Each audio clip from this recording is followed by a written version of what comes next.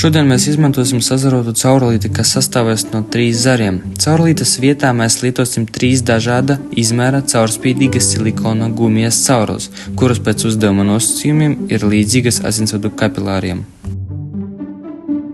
Lai izmērītu diametru, mēs izmantosim bīdmēru.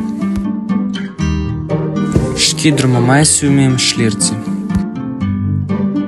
Lai noteiktu tilpumu, mēs izmantosim 2 mērtraukus, kurus novietosim zem caurulītēm, no kurām tecēs šķidrums.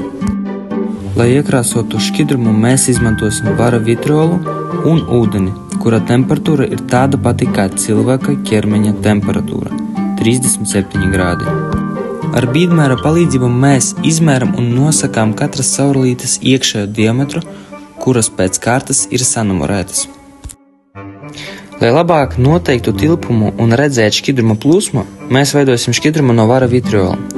Vara vitriols labāk šķīs siltajā ūdenī, tāpēc izmantojot mērtrauku, doto vielu samaisām siltajā ūdenī un ar stikla nūjiņu sākam maisīt līdz tam brīdim, kamēr krāsa nekļūst zila.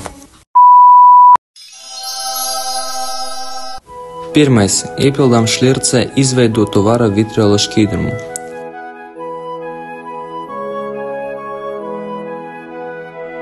Pirmajā eksperimentā mēs izmantosim 2 vienāda diametra caurules. Eksperimenta gaitā vērojam šķidrumu plūsmu un mērtrauka uzpildīšanu, padodot ar vienādu spiedienu šķidrumu. Iegūtos rezultātus pierakstām tabulā. Un šo pašu eksperimentu mēs atkārtojam vēl 3 reizes, katru reizi ievietojot vienu lielāka diametra cauruli.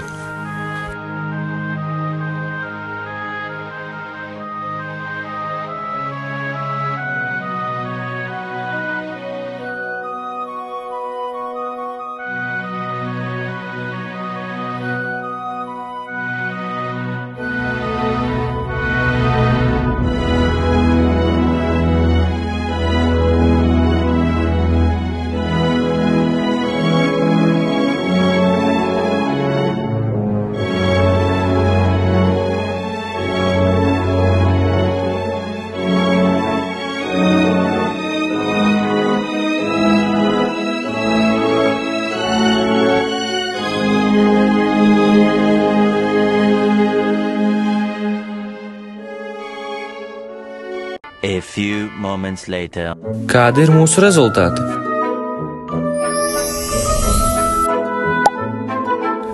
Eksperimenta beigās mēs ieguvām neparastus rezultātus, kuri ir ļoti dažādi.